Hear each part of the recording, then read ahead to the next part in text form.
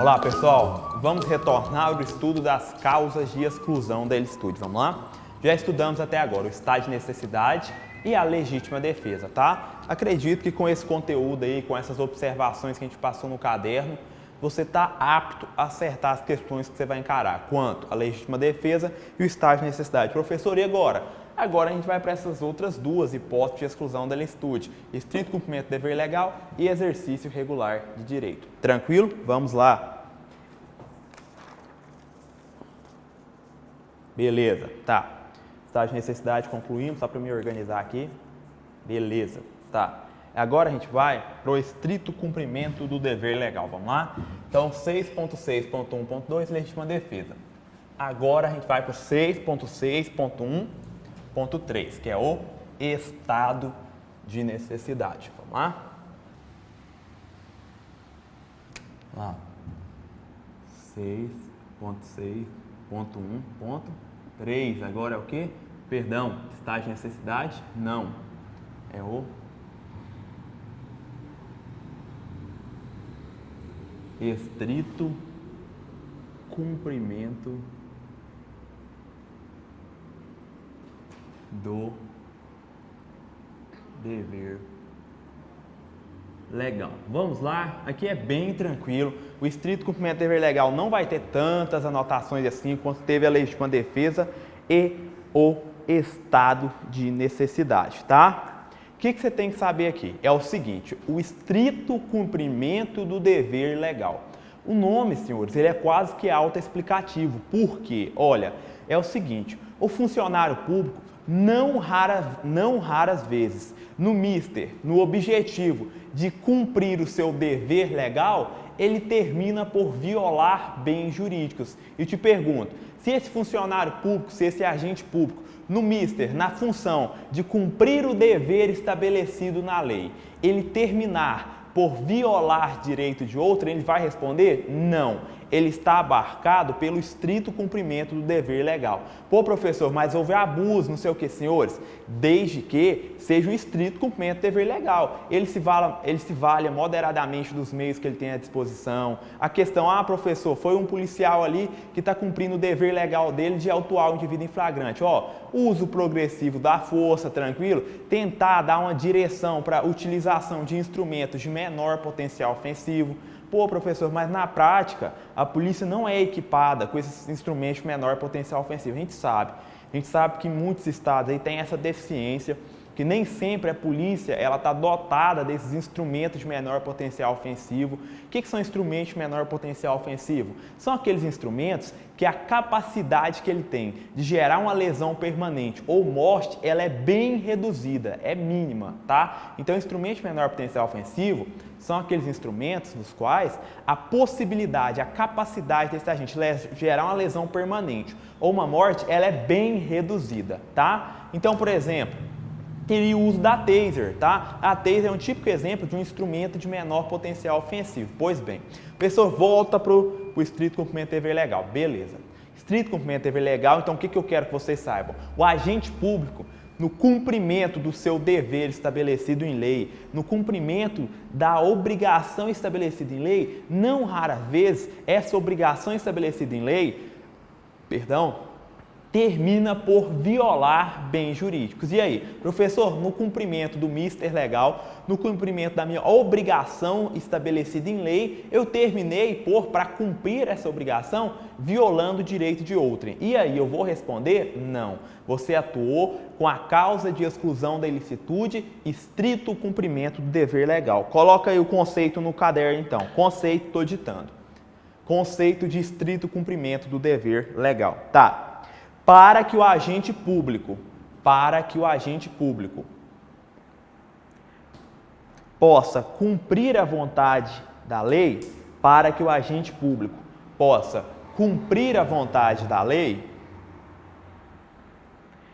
no desempenho de suas funções, eles acabam, muitas vezes, por violar bens jurídicos. Então é o seguinte, ponto, encerramos o conceito.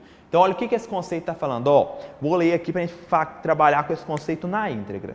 Para que o agente público possa cumprir a vontade da lei no desempenho da sua função, ele acaba, não raras vezes, tendo que violar e atingir bens jurídicos de outras pessoas. Então, nesse mister do estrito cumprimento do dever legal, ele vai ser responsabilizado quando o agente público violar direitos de outro? Não, tá? Professor, um exemplo aqui. Aqui a gente pode citar como exemplo o flagrante obrigatório.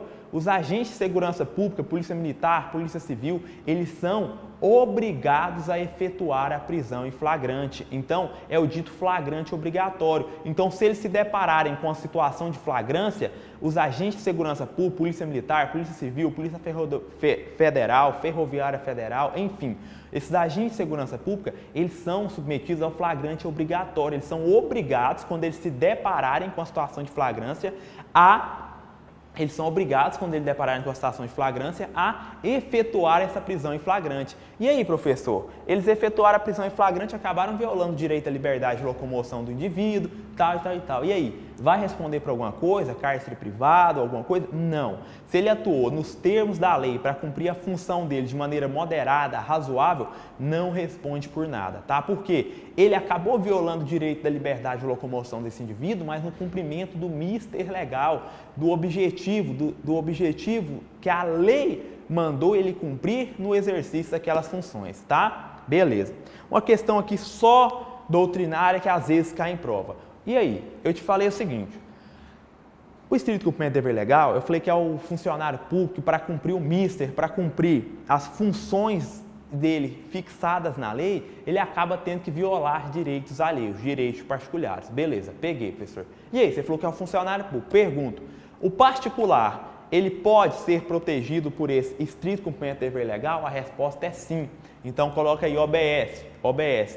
Particular pode fazer jus ao estrito cumprimento do dever legal. Então, o particular pode se beneficiar dessa causa de exclusão da ilicitude do estrito cumprimento do dever legal? Sim, ele pode. A doutrina cita como exemplo a seguinte situação.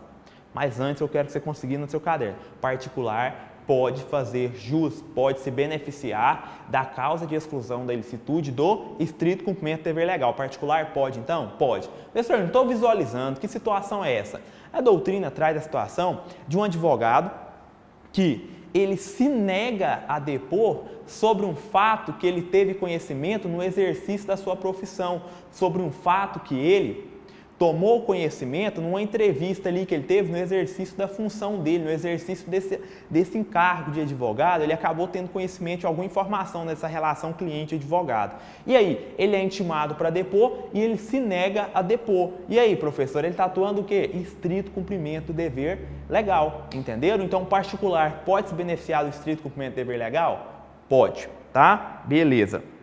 Agora, vamos para a nossa próxima causa de exclusão da ilicitude.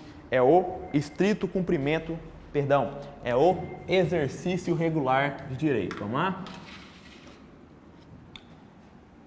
Nossa última. Agora qual que é a próxima?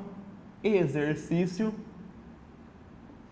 Opa, perdão aqui, você entrou no lugar errado. Exercício regular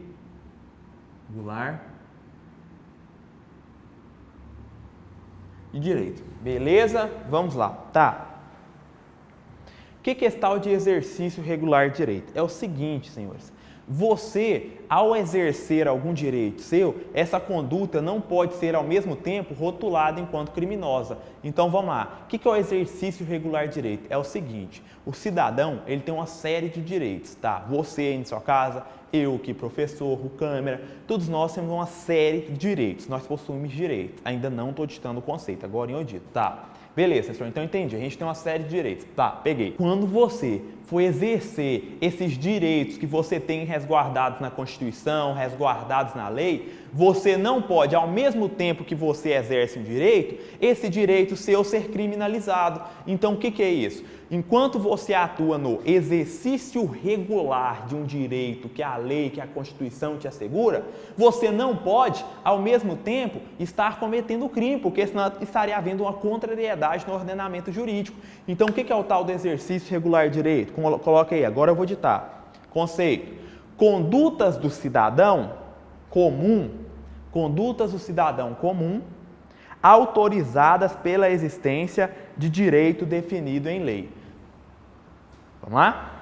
Relendo. Condutas do cidadão comum autorizadas pela existência de direito definido em lei. Então é o seguinte, você tem um direito definido em lei, aí você exerce esse direito, você pode ao mesmo tempo estar cometendo crime? Não. Você está amparado pela causa de exclusão da licitude, exercício regular de um direito. Então, enquanto cidadão, enquanto você exerce um direito que você possui, que é a lei, que a Constituição te assegurou, você não pode, ao mesmo tempo, estar cometendo um crime. Poxa, você está, em verdade, exercendo um direito estabelecido na lei. Então, enquanto você exerce de maneira regular um direito, uma conduta que está estabelecida na lei enquanto um direito seu, essa conduta não pode ser, ao mesmo tempo, rotulada enquanto criminosa. Beleza? Professor, me dá um exemplo. Aqui, eu lembro do flagrante por qualquer pessoa do povo, do dito flagrante facultativo. É o seguinte, as autoridades policiais, os agentes de segurança pública, eles têm um flagrante obrigatório. Eles devem efetuar a prisão em flagrante. Então, se deparou um policial militar, um policial civil com a situação flagrancial, ele é obrigado a efetuar a prisão em flagrante. Pois bem, professor, como que é essa história do policial ser obrigado a efetuar a prisão em flagrante, senhores? O policial não é obrigado a ser super-herói, não. Então, ele tem que efetuar essa prisão em flagrante quando é possível efetuar-se essa prisão em flagrante, tá? Então é o seguinte, esse flagrante obrigatório aí, que em verdade eu até usei ele como exemplo no no estrito cumprimento do dever legal, e é lá que ele está, eu só estou trazendo essa observação aqui para te explicar o flagrante facultativo, que aí entra enquanto exercício regular de direito. Mas voltando lá ao flagrante obrigatório, aqui, e o flagrante obrigatório é exemplo de estrito cumprimento do dever legal, os agentes de segurança pública, eles têm que efetuar a prisão em flagrante quando eles se depararem com a situação flagrancial. Mas, professor, sempre? Não. Eles têm que efetuar essa prisão em flagrante quando for possível efetuar essa prisão em flagrante. Sabe por que eu falo isso? Imagine aí você, está tendo agora, está ocorrendo muito, essa questão de explosão de caixas eletrônicos de banco, que o pessoal vai para essa cidade de interior, onde o efetivo da polícia é mínimo ou quase nenhum. Cidades interiores aí que vão ter 4 policiais trabalhando, vamos supor aí 4 policiais militares de plantão, e olha lá, 4, 6 policiais de plantão. E aí o que acontece? Chega aquela organização criminosa, faz um grupo de refém, faz aquela parede humana ali na frente, pessoal em posição estratégica dessa organização criminosa, armado, portando armamentos de grosso calibre, em posições estratégicas, com todo aquele plano delitivo já arquitetado, civis fazendo aquela parede lá para poder evitar que a polícia atire, a indivíduos dessa organização criminosa em pontos estratégicos. Enquanto isso, alguns outros indivíduos dessa organização criminosa acabam entrando lá, explode o caixa e pega o dinheiro. Tá. E aí, professor, por que você está usando esse exemplo? Senhores, uma cidade interiorana aí com 2 policiais de plantão, 4 policiais de plantão, você acha que esse policial que não efetua ou tenta efetuar a prisão em flagrante dessas organizações criminosas aí, que não raras vezes a gente vê que elas atuam aí com 15, 20 agentes, com vários automóveis, com armamentos de grosso calibre. Os 4 policiais aí que estavam de plantão nesse dia e não efetuam a prisão em flagrante dessa organização criminosa aí nesse contexto que eu te disse. E aí, professor, eles vão responder por alguma coisa? Senhores, é óbvio que não. Por que não? Genericamente não. Por quê? Pelo seguinte, naquela situação não era possível que os policiais efetuassem a prisão em flagrante. Então, os policiais, eles são obrigados a efetuar o flagrante. Até aí você pegou, né? O flagrante é obrigatório. Mas ele é obrigado a efetuar essa prisão em flagrante quando for possível. Nesse exemplo colocado, era possível? Não. Professor, por que você está falando isso tudo? O senhor já disse que isso aí é exemplo de estrito cumprimento do dever legal. Sim, e reafirmo, só porque agora eu chego no flagrante facultativo. O que é o flagrante facultativo? É aquele que pode ser efetuado por qualquer pessoa do povo. Então, flagrante facultativo é aquele que pode ser efetuado por qualquer pessoa do povo. Então, qualquer cidadão, deparando-se com a situação flagrancial, efetuar a prisão em flagrante. Professor, por que é flagrante facultativo? Porque qualquer pessoa do povo Pode. Os agentes de segurança pública, que eu te falei agora há pouco, eles devem, por isso que o flagrante deles é obrigatório, o de qualquer do povo é facultativo. Você vai efetuar essa prisão em flagrante se você achar que é conveniente ou oportuno, tá? Então você tem um direito. Que direito está estabelecido na lei? Todo cidadão tem o direito de, verificando uma situação flagrancial, ele capturar esse agente, ele efetuar o dito flagrante facultativo, que é ele fazer o quê? E lá qualquer do povo pode efetuar prisão em flagrante, tá? Então é um direito seu que está na lei. Quando você exerce esse direito e efetivamente você, cidadão, prende alguém em flagrante, você vai responder por algum crime? Não, porque era uma conduta autorizada pela lei e você estava exercendo o seu direito constitucional ou legalmente permitido. Tranquilo? Então essa conduta sua não vai ser criminosa, tá? Um exemplo que eu tenho aqui também de exercício regular de direito, lesão durante a prática de esporte. Senhores, tá muito em voga hoje, está muito na moda aí, tem crescido muito no Brasil um esporte aí, que é essas artes marciais mistas, aí o UFC, por exemplo, para você entender. Professor ali no UFC, tá? Não raras vezes a gente vê que acaba gerando lesões corporais, o lutador tal quebrou a perna em determinada luta aí, e aí? Vai aplicar a lei? Não. Por quê? Porque aqueles indivíduos ali, eles estão no exercício regular de direito. Por quê? O Estado, ele incentiva a prática de atividades esportivas. Então, é um direito que você tem, que é praticar esportes, e o Estado incentiva essa prática. Então, não pode o Estado, ao mesmo tempo, incentivar essa prática e rotulá-la enquanto criminosa. Seria uma incoerência. Então, as lesões corporais ocorridas durante essas lutas, durante a prática de esportes genericamente, tá? Lesão corporal durante a prática de esportes, elas estão resguardadas pelo exercício regular de direito. Então, o lutador aí, que acerta um soco no outro, fica aquele hematoma ali no olho e tal, ele vai responder? Não. Ele atuou resguardado pela causa de exclusão da ilicitude do exercício regular de um direito. Pegou aí, senhores? Então, lesão praticada durante atividades esportivas é crime? Não. Está resguardado pelo exercício regular de um direito. Você tem um direito, o Estado até incentiva a prática de atividades esportivas. Beleza, senhores? Tá. Só porque, professor, e aí? Eu tenho um cheque em branco com esse exercício regular de direito? Não, não é um cheque em branco, não. Os requisitos do exercício regular de direito, eu vou até colocar ele aqui no quadro, tá? Requisitos, vou até colocar aqui, já te ter um conceito, mas vou te colocar alguns requisitos aqui para você não achar que pode tudo por conta do exercício regular de direito. Não, tem que haver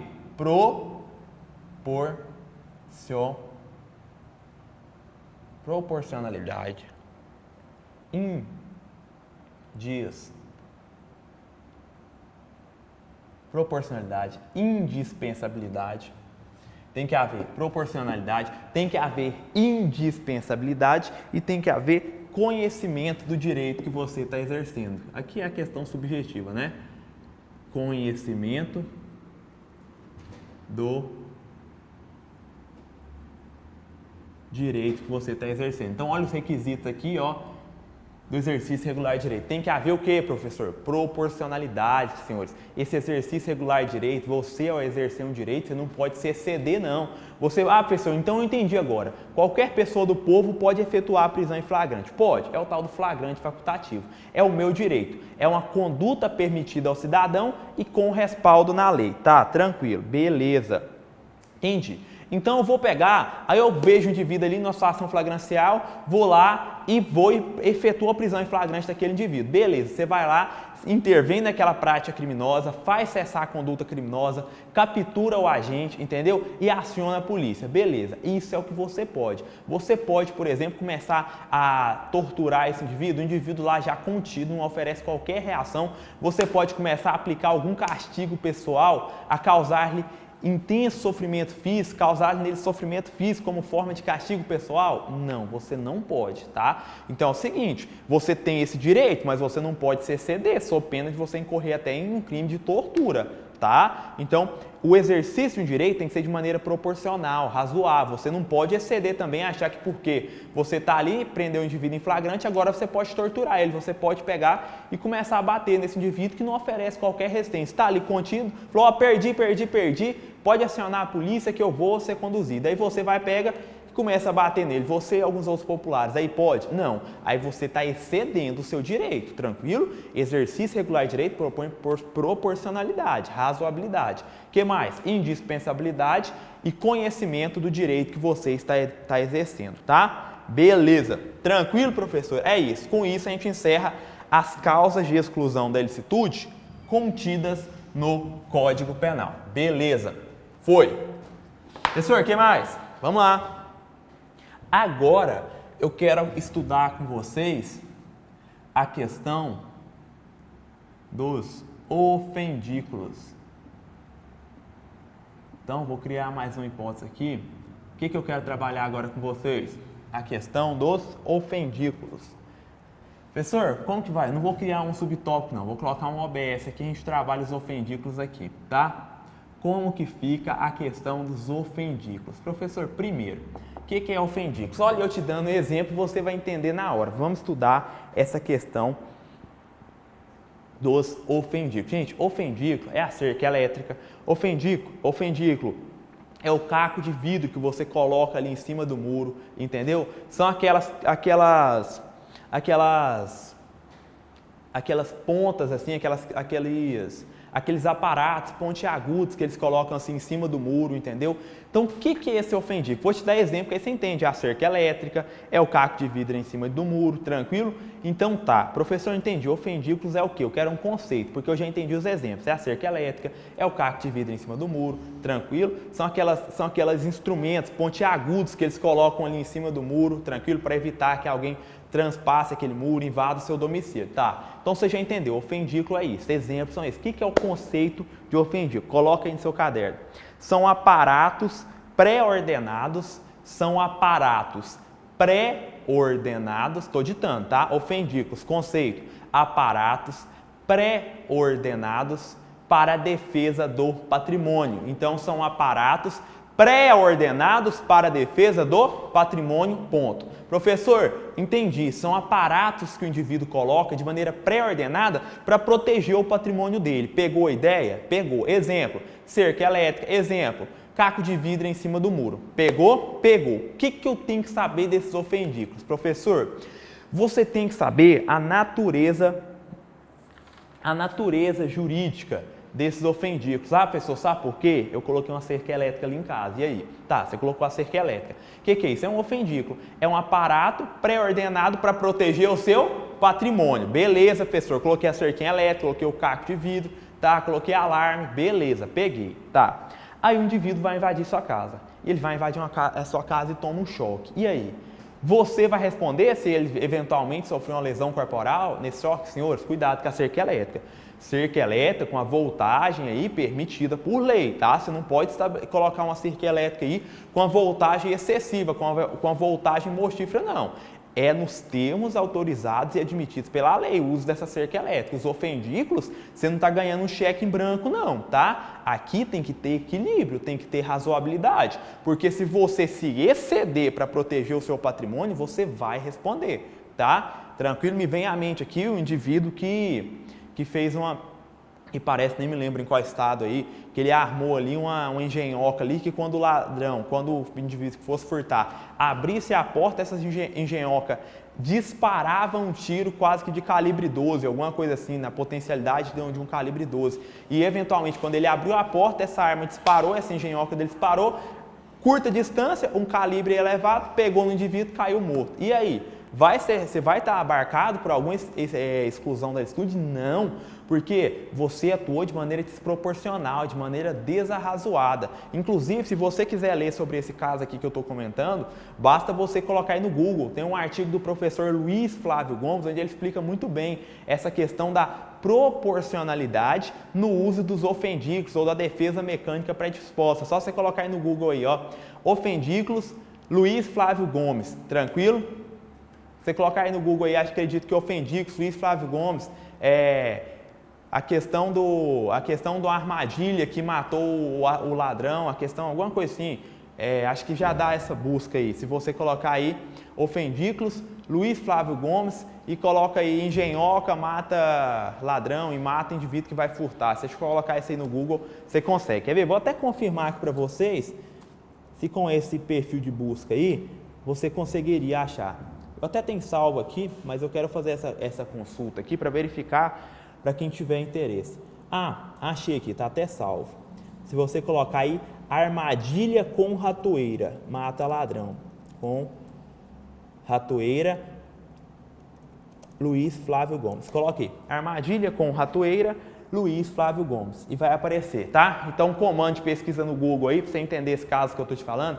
Armadilha com ratoeira e coloca na frente, armadilha com ratoeira, Luiz Flávio Gomes, que é o primeiro artigo que aparece aí, ó. Armadilha com ratoeira, mata suposto ladrão. Que aí você vai ver que legal a explicação do professor Luiz Flávio Gomes, falando sobre a razoabilidade, sobre a proporcionalidade no uso desses ofendículos, dessa defesa mecânica predispostas. Você pode utilizar de aparatos pré-ordenados para proteger o seu patrimônio, mas isso é um cheque em branco? Não, de maneira razoável, beleza? Leia esse artigo aí do professor Luiz Flávio Gomes, que é muito bom, tá? E é pequenininho, isso é uma leitura rápida, tá? Beleza, o que vai cair na minha prova, professor? Não estou afim de ler esse artigo, não. Ou então até já li o artigo, o que vai cair? É importante você saber isso aqui, ó. Os ofendículos são aparatos predispostos, tá? São aparatos predispostos para a proteção do patrimônio. Pegou. O que você tem que saber? Ele configura o quê? Depende. Enquanto não acionados ou depois de acionados. Você tem que entender isso aqui, que a doutrina faz essa divisão. Olha, os ofendículos, enquanto ele não foi acionado, enquanto está lá a cerca elétrica, paradinha, ninguém encostou nela, o indivíduo não tentou entrar na sua casa, então o ofendículo não foi acionado. Enquanto não acionado, ele configura, segundo a doutrina, exercício regular de direito. Beleza, peguei. Então, enquanto não acionado, professor, foi acionado, o indivíduo encostou lá, levou um choque, e aí? Aí configura, depois de acionado, legítima defesa predisposta. Então, cuidado que isso aqui cai em prova, tá? O ofendículo não cai muito perguntando o conceito dele, não, mas cai você tem que saber onde que ele se encaixa aqui nessas causas de exclusão da estude. É o seguinte, não acionado, exercício regular do direito. Depois de acionado, você vai falar que é legítima defesa pré-ordenada ou predisposta, tá? Beleza. Legítima defesa, perdão, senhores, é pré-ordenada, tá? Corrige aí. Legítima defesa pré-ordenada, tá? Legítima defesa pré-ordenada. Fiquei com essa outra palavra na cabeça, acabei escrevendo aí, tá? Então, vai configurar assim, ó. Enquanto não acionada, exercício regular de direito, depois de acionada, legítima defesa pré-ordenada, tá? Beleza. Peguei, professor. Tá, vamos lá. O que mais? Gente, por último, a gente falou dos ofendículos não acionados, exercício regular de direito, acionados, legítima defesa pré-ordenada, tá? Beleza. Foi os ofendículos também. Matamos aqui. Só isso que eu tenho que saber. Então depende. Ele pode configurar exercício regular de direito ou legítima defesa pré-ordenada. O que mais você tem que saber? Você tem que saber também dessa aqui, ó. Agora sim eu vou colocar 6.5.1, 6.6.1.5. O que é isso aqui? Consentimento do ofendido. Professor, de onde você tirou isso? Já vou te avisar. Mas coloque consentimento do ofendido. Professor, o que é isso? Isso não está no artigo 24, então já coloca aqui, ó, primeiro OBS. É uma causa supralegal de exclusão da ilicitude. É uma causa supralegal de exclusão da ilicitude. Professor, por que supralegal? Lembra que lá no começo da aula eu te disse assim, ó, esse rol do artigo 23 aqui, que trata das causas de exclusão da ilicitude, é um rol taxativo? Não. Eu te disse, ele é um rol exemplificativo. E o que isso quer dizer? Estou pegando aqui meu código. Quer dizer que essas hipóteses que constam lá do artigo 23, só existem essas hipóteses de exclusão da ilicitude? Não, é um rol meramente exemplificativo. Então, existem outras hipóteses de exclusão da ilicitude que não constam do artigo 23, ou seja, o rol do artigo 23 é meramente exemplificativo. Beleza, expliquei. Então, esse consentimento do ofendido é uma causa supralegal de exclusão da ilicitude, ou seja, é uma hipótese que exclui a ilicitude, mas que não consta da lei, não está expresso no artigo 23. Pode isso, professor? Pode, porque o rol do artigo 23 é meramente exemplificativo, tá? Beleza, professor, o que é esse consentimento do ofendido? Senhores, é o seguinte, esse consentimento é ofendido em algumas situações quando a vítima consentir com a prática de determinado ato, que em tese seria criminoso, vai estar afastada da sua ilicitude. Por exemplo, vamos supor que você tem um amigo aí maior de 18 anos, capaz, não tem nenhuma doença mental, ele vai e permite que você aí dê um tapa no rosto dele bem forte e acaba gerando aí uma lesão corporal, algum hematoma ali, tá? Então você tem um amigo aí maior de 18 anos, capaz, ele expressa esse consentimento, ele expressa o consentimento antes da prática do ato ou até mesmo durante a prática do ato. Esse consentimento dele é expresso, esse consentimento é válido, tá? Ele permite que você efetivamente vá lá e faça o quê? Com a luva de boxe, para melhorar esse exemplo. Você coloca aquela luva ali de boxe, que é mais massinha, e fala, não, pode dar um soco aqui que eu aguento, tá? Pode dar um soco que eu aguento. Aí você pega, coloca ali a luvinha de boxe, vai lá e dá o soco nele. E acaba gerando um hematoma ali no olho dele, mas ele o quê?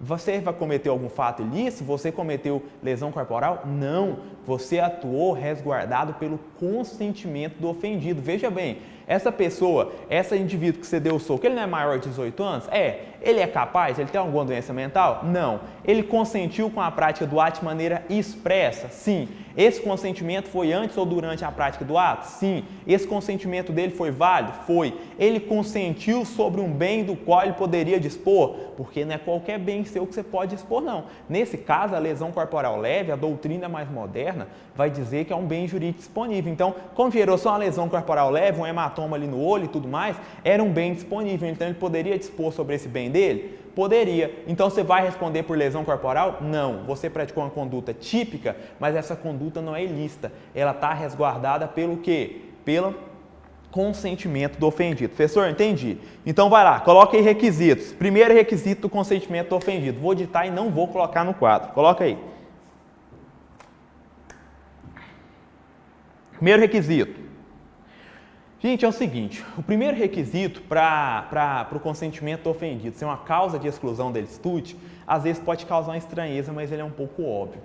O dissentimento não pode ser elementar do tipo. Professor, como assim? É o seguinte, se o dissentimento do agente for elementar do tipo e esse agente consentir, você não vai estar atuando com a causa de exclusão da ilicitude, mas sim com a causa de exclusão da tipicidade. Professor, me explica isso. É o seguinte, quando o dissentimento ele é um elementar do tipo, ele está constante da conduta criminosa, tá, entendi, peguei, professor. Então, o dissentimento é um elementar do tipo, ele está rotulado lá na conduta criminosa, o dissentimento do agente. Me dá um exemplo, invasão de domicílio.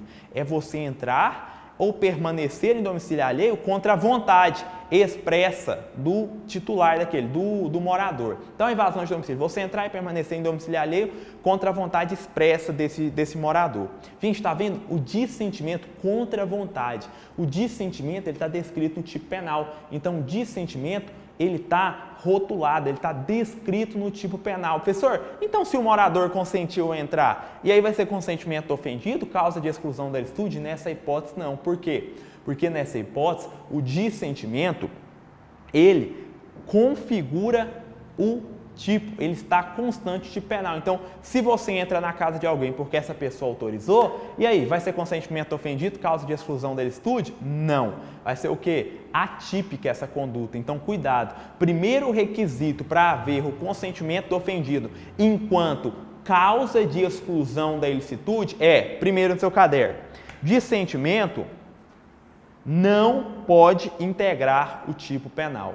O dissentimento não pode integrar o tipo penal.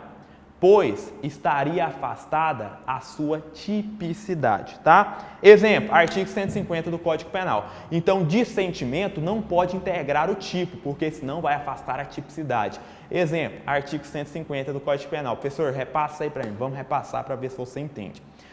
Na invasão de domicílio, você ingressa em domicílio de outrem sem o consentimento do morador. Olha, sem o consentimento. Então, o dissentimento do morador está descrito no tipo. Então, se o morador consente, você não praticou fato típico. Então, quando o dissentimento, a discordância da vítima, ela está constante do tipo penal, ela não vai atuar enquanto exclusão da ilicitude, mas sim como causa de exclusão da tipicidade, tá? Então, o primeiro requisito para o consentimento ofendido configurar a causa de exclusão da ilicitude é o seguinte: o dissentimento não pode integrar o tipo, pois, se assim ocorresse, afastaria a tipicidade. Beleza. Segundo, capacidade. Segundo, primeiro já foi. Segundo, estou ditando. Capacidade para consentir do agente.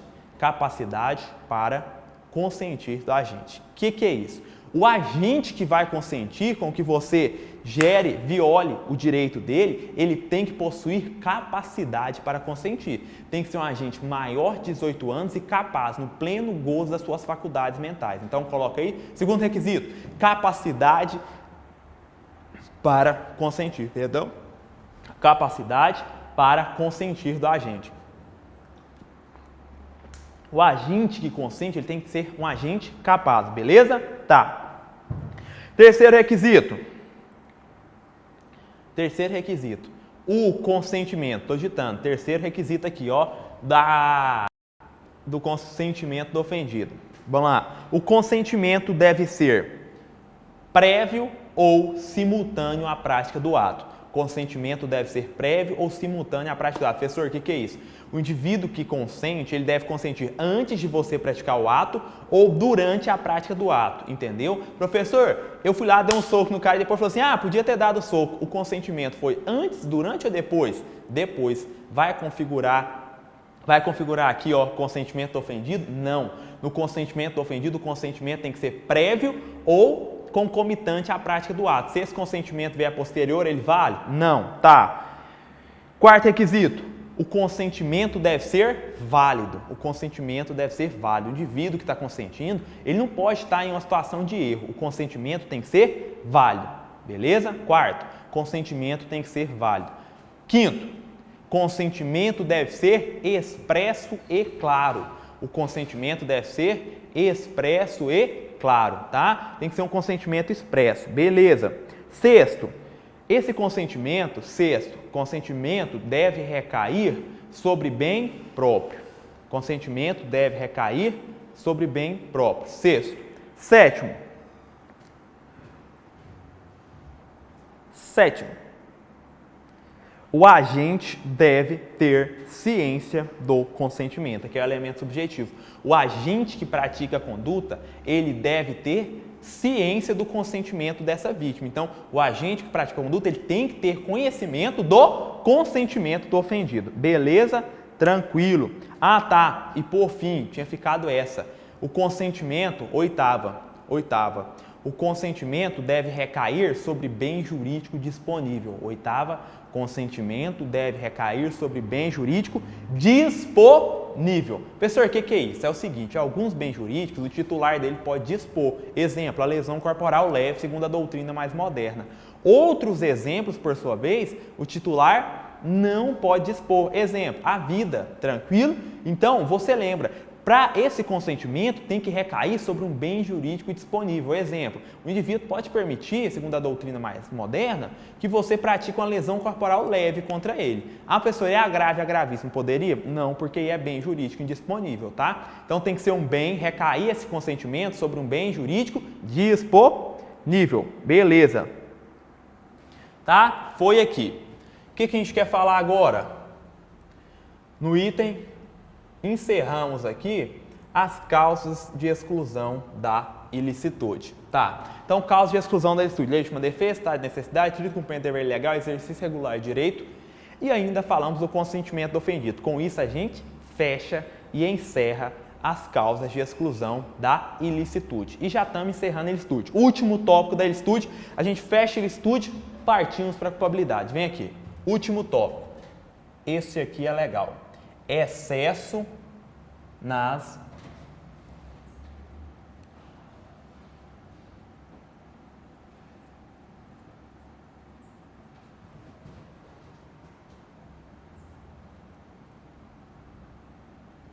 excesso nas justificantes, excesso nas causas de exclusão da ilicitude. Beleza. Professor, o que a gente tem que saber aqui? Aqui eu vou fazer a leitura com vocês, estou pegando meu vade-mecum aqui, do artigo 23, parágrafo único, que a gente até já falou desse artigo. O que você tem que saber aqui? O que consta do artigo 23, parágrafo único do Código Penal. O que consta lá desse artigo 23, parágrafo único? Vamos fazer a leitura? Artigo 23, parágrafo único. O agente, em qualquer das hipóteses deste artigo, ou seja, em qualquer das hipóteses que ele atuar em uma situação de exclusão da ilicitude, responderá pelo excesso doloso ou culposo. Copie esse caderno aí, ó. Copie essa informação aí no seu caderno, perdão. O agente, em qualquer das hipóteses deste artigo, responderá pelo excesso doloso ou culposo. O que o artigo 23, parágrafo único está dizendo? Ó, quando você atua na legítima defesa, em estado de necessidade, estrito cumprimento do dever legal e exercício regular de direito, você deve atuar, você pode agir de maneira proporcional, de maneira razoável, tranquilo? Qualquer excesso a título de dolo ou a título de culpa será punido. Então saiba disso, entendeu? Qualquer excesso. Professor, na legítima defesa, volta lá. Lá na legítima defesa, que é uma agressão injusta, o indivíduo vem com a faca pra cima de mim. Aí ele vem com a faca pra cima de mim, eu vou, pego e saco a minha arma. Na hora que eu saco a minha arma, ele joga a faca no chão e fala, perdi, beleza, se rendeu. Olha aí pra você ver. Na hora que você foi sacando a arma, o cara já jogou a faca, ó, rendeu, cessou a injusta agressão. Aí você poderia pegar a sua arma e após ele estar lá rendido com as mãos para o alto, você ir disparar contra ele? Não. Excesso na legítima defesa. Por que, professor? A agressão já tinha se cessado. Então lembra, legítima defesa é um bom exemplo para a gente estudar esse excesso. Você pode repelir a injusta agressão? Pode. De maneira moderada, valendo-se dos meios que você tem à sua disposição. Professor, até que momento eu posso regredir, eu posso repelir essa injusta agressão? Enquanto a injusta agressão permanecer. A partir do momento que cessou a injusta agressão, cessa também sua legítima defesa. Se você prosseguir nesses atos, você vai estar excedendo e você vai responder pelo excesso doloso ou culposo que praticar. Tranquilo? Então pensa assim comigo, ó. O indivíduo veio com a faca pra cima de você. Você, na hora que sacou a arma, antes de disparar, você só pegou a arma, na hora que o indivíduo viu que você estava armado, ele já joga a faca no chão e se rende. Parei, beleza? Beleza, jogou a faca, mão erguida. Aí, cessou a injusta agressão. Você poderia disparar contra ele? Não poderia, porque cessou a injusta agressão. Professor, mas foi assim. O indivíduo veio, na hora que eu saquei a arma, aí que ele veio mais rápido ainda com o facão para o meu lado. Dei um disparo, ele não caiu. Sei lá, não vamos ficar entrando no mérito, só a situação hipotética. Dei um disparo contra ele, ele continuou vindo para o meu rumo, ele não caiu, não sei porquê, não sei te explicar. Sei que eu dei um disparo, pegou de raspão na perna ali, vamos supor, e ele continuou vindo mais rápido agora, tentando pegar. Fui, dei mais outros dois, mais outro disparo, continuou vindo, aí no terceiro disparo que ele cai. E aí? Você atuou em legítima defesa? Atuou, senhores. Você pode atuar em legítima defesa enquanto não cessada a agressão. Tranquilo? Então, enquanto o indivíduo estiver agredindo, você pode reagir. O que você não pode é manter essa repulsa após cessada a agressão. Beleza? Porque já é vingança. Aí já vai configurar excesso na legítima defesa. Senhores, então, com isso a gente encerra aqui a legítima defesa não, o excesso nas causas de exclusão da ilicitude, tá? Com isso a gente encerra o excesso nas causas de exclusão da ilicitude e encerramos também a ilicitude. No próximo bloco a gente vai voltar com a culpabilidade, tranquilo? Vamos estudar a culpabilidade, depois a gente passa para um quarto elemento aí, que nem é elemento do crime, mas não vou antecipar ele agora para não gerar confusão. Próximo bloco a gente vai para o terceiro elemento, terceiro e último elemento do crime, que é a culpabilidade, beleza? Espero vocês lá.